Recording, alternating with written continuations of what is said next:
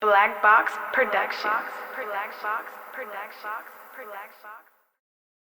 I got out the pen both times. The principal, which is a white lady, she made contact with me and attempted to help me get my life back on track and had me come see her and motivated me to get in school and go to college. Was still trying to push me to be a preacher.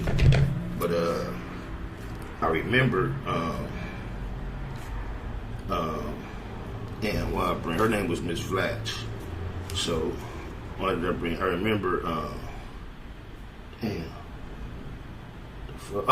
I remember she used to give me a lot of she used to give me speaking engagements.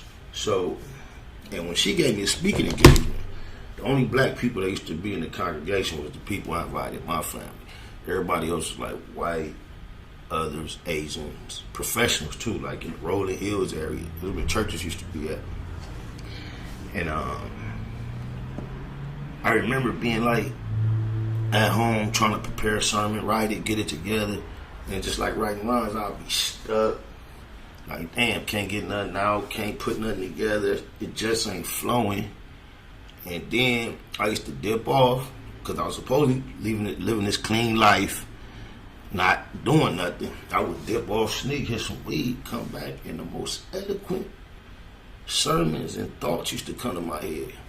So way back then, I've been disconnected my passion for marijuana from being something negative as society said, because even when I called myself trying to be in the most, what I thought was the most spiritual state I could be in, dealing with the Bible, what everybody believed, or godly tools, I was not even able to manipulate them correctly or to the best of my ability until I tapped into my marijuana thing. So it was like, they try to separate one from the other, but even in the scriptures, it says that God gave man every herb yielding seed. The herbs are for the healing of the nation.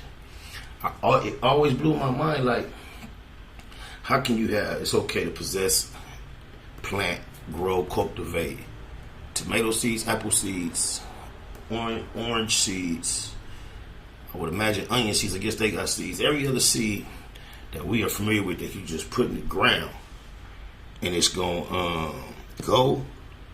It's like, it's okay to have, but for some reason this one natural seed has the same characteristics of the other ones. It's part of nature. You put it in the ground, you don't have to do nothing to it. Put it under some dirt, some water gonna hit it, some sunlight gonna hit it, and it's gonna mature into what we call marijuana. But for some reason it was illegal versus all the other seeds. So that was a puzzling fact for me. And then I ran across a documentary from way back in the day. I See You, Cleveland. I ran into a documentary from way back in the day. I think there was some a series. It was like a what would you call it? When press conference. And G Move, what it do? And, they were discussing marijuana as it was, I believe it was the 1930s or 1940s. And in a society, it is essential that you have the masses program to maneuver, operate at a certain pace, at a certain, do a lot of things in unison, whether they realize it or not. Otherwise, you will fail to have a society. Things have to move neighborhood to the 40s. Things have to move at a certain pace in order for a society to be successful. So there is a certain amount of program that is necessary. So what I learned from watching this documentary, that the reason why marijuana was deemed illegal back in the day is because it promotes and motivates and capacitates free thinking. So while society is attempting to program its members to have a certain mind frame in order for their society to move in a certain direction that the powers that be deem necessary, they realize those that are partaking in marijuana, the marijuana blocks the receptors that they attempt to program. I don't know the scientific names for them, but there is some research that any of y'all could do and go see that there is some factual base to what I'm saying. When you smoke marijuana, it blocks the receptors that they utilize to program it, to the extent that if we were all in line And like, it's a long line of us, and me and you was in the back of the line. And people were going into this room getting slaughtered, they getting killed.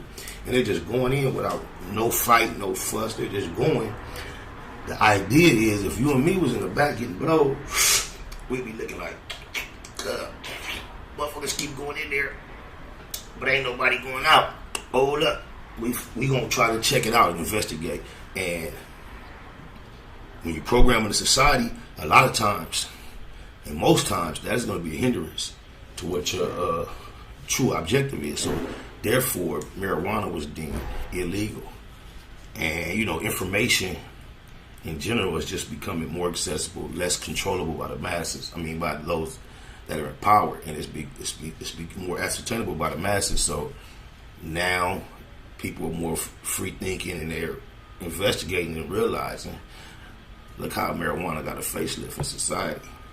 Now all of a sudden, tobacco is more taboo than marijuana. That's crazy. We live long enough to see it. Hey, Nip Hustle. Big shout out to my nigga SPI, Spotter Low. I'm in the black box. Had to come through, tap in, show love one time.